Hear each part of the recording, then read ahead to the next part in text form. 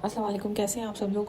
आप लोगों के साथ एक न्यू ट्यूटोरियल लेकर हाजिर हूँ जिसमें ऑल ओवर मेकअप मैंने काशीज़ का ही यूज़ किया है। तो ये वन ब्रांड ट्यूटोरियल है, लाजमी देखिएगा वीडियो को। स्टार्ट करते हैं वीडियो। क्लाइंट की स्किन बहुत ज़्यादा फ्लॉलेस थी तो मुझे यहाँ ज़रूरत नहीं थी कि मैं बहुत ज़्यादा इनकी करेक्टिंग करूँ, पर थोड़े बहुत डार्क सर्कल थे जिसको हाइड करने के लिए मैंने काशीज़ का डिलीट डार्क सर्कल्स यूज़ किया है।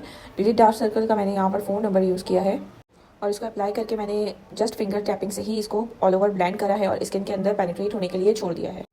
यहाँ पर मैं जो फाउंडेशन यूज़ कर रही हूँ, मैंने काशीज़ के ही 2 फाउंडेशन यूज़ किए हैं, दोनों को मिक्स किया है। मैंने काशीज़ का यहाँ पे सैफायर और पैशनेट को अच्छी तरीके से मिक्स करके दैन उसके अप्लाई किया है। और मेरी जो क्लाइंट थी इनकी स्किन भी फेयर, स्किन टोन भी इनकी फेयर ही थी। काबुकी ब्रश से है अप्लाई करने के बाद मैंने इनको all over blending beauty blender से ही की है।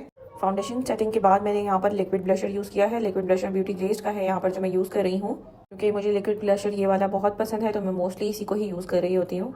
लिक्विड ब्लशर की ब्लेंडिंग मैंने यहाँ पर ब्यूटी ब्लेंडर से ही की है और अच्छे से उसको फाउंडेशन के साथ ब्लेंड कर दिया है ताकि हमें एक नेचुरल ग्लो मिल सके।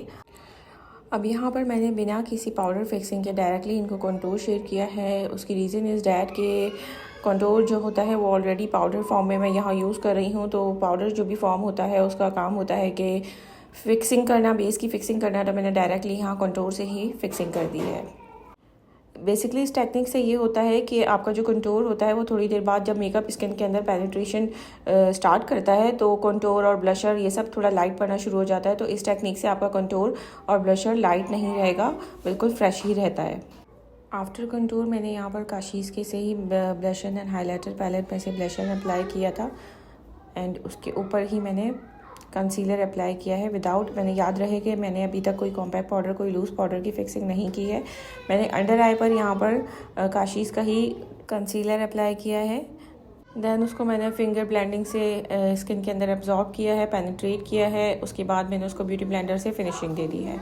अब मैं यहाँ पर काशीज़ की कॉम्पैक्ट पाउडर्स यूज़ कर रही हूँ। मेरे पास जो नंबर है वो 2 नंबर और 9 नंबर है, दोनों फेयर शेड्स हैं। कॉम्पैक्ट पाउडर अप्लाई करने के बाद जो इनका ब्लशर और कंटूर मैंने लगाया था वो थोड़ा लाइट हो गया था, उसको मैंने बाद में एनहांस कर दिया था। अब इसके बाद मैं यहाँ पर काशीज़ का ब्राउ पोमेड यूज़ कर रही हूँ and believe me this is the one of the best brow pomade जो मैंने यूज़ किए हैं अब तक। उसमें से सबसे अच्छा मुझे इसका रिज़ल्ट लगता है क्योंकि ये वन टच में ही इतना अच्छा शेड दे देता है। इसकी शेड एप्लीकेशन बहुत अच्छी है। इसमें 2 शेड्स अवेलेबल हैं, एक डार्क ब्राउन एक मीडियम ब्राउन। तो मेरे पास यहाँ पर जो अभी शेड अवेलेबल है वो मीडियम ब्राउन है। मैं आईब्रोज़ को बहुत ज़्यादा शार्प नहीं रखती तो इसलिए मैं मीडियम ब्राउन शेड ही यूज़ कर रही होती हूँ। बाकी आप देख सकते हैं कि मैं किस तरीके से आईब्रोज को क्रिएट कर रही हूँ। इनकी आईब्रो मेकिंग के लिए जो ब्रश मैं यहाँ पे यूज़ कर रही हूँ वो ब्यूटीफाई बाय आमना का है। दोनों ब्रांड्स जो है वो पाकिस्तानी है, लेकिन यकीन करें कि दोनों ब्रांड्स जो है ऐसे हैं कि इंटरनेशनल ब्रांड्स को टक्कर देते हैं। अब मैं यहाँ पर कंटूर और ब्लशर जो इनका हल्का हो गया था जब हमने कॉम्पैक्ट पाउडर लगाया था उसको दोबारा एनहांस कर रही हूँ। अब मैं यहाँ पर उसी पैलेट में से हाईलाइटर शेड्स यूज़ कर रही हूँ। हाईलाइटर मैंने मिक्सिंग करके यूज़ किए हैं।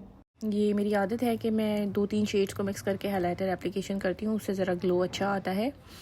दैन सेम हाइलाइटर की एप्लीकेशन मैंने आइज़ के इनर कॉर्नर पे की थी और हम ब्राउ बोन पे की थी।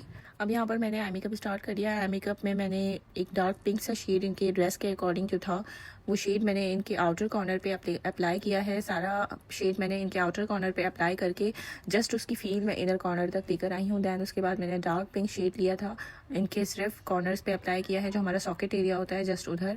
अब with the help of Kashi's brush, Kashi's का ये छोटा सा ब्रश है जिसकी हेल्प से मैं एक डार्क ब्राउन सा शेड आउटर कॉर्नर पे प्लेस कर रही हूँ।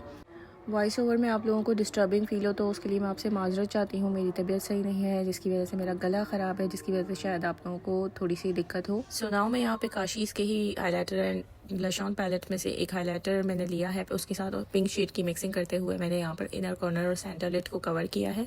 अब मैं यहाँ पर सेम शेड से ही हाइलाइटर जो काशीज़ का है उसी से ही एप्लीकेशन कर रही हूँ। ड्राई फॉर्म का मैंने हाइलाइटर यहाँ पर यूज़ किया है।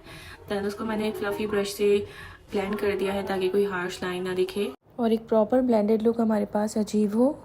लोअर लिड पर मैंने सेम ट्रांजिशन शेड्स अप्लाई किए हैं। पहले पिंक लिया है, आउटर लोअर लिड पर मैंने डार्क ब्राउन और डार्क पिंक को मिक्स करके प्लेस किया है और उसको ब्लेंड कर दिया है। यहाँ पर मैंने वाटर लाइन पर काशीज़ का ही जेल लाइनर यूज़ किया है।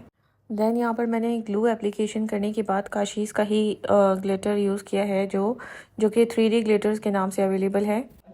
अब मैं यहाँ पर लैश कलर यूज़ कर रही हूँ। मैंने मोस्टली मेकअप आर्टिस्ट को देखा है कि जब वो लैशेस लगाते हैं उससे पहले वो लैश कलर्स नहीं यूज़ कर रहे होते।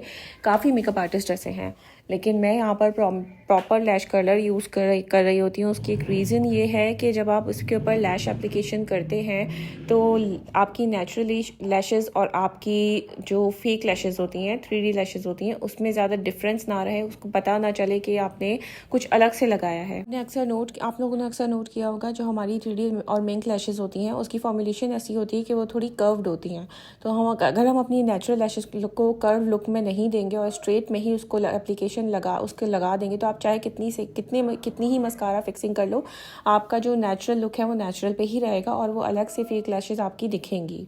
तो आप लोगों ने देखा कि लैश कलर और मस्कारा यूज़ करने के बाद मैंने कितनी आसानी के साथ इनकी लैशेज़ अप्लाई कर दी हैं। ना कोई आंसू है, ना कोई झंझट है, ईजिली इनकी लैशेज़ अप्लाई हो चुकी हैं। अब मैं यहाँ पर जेल लाइनर से लाइनर एप्लीकेशन कर रही हूँ।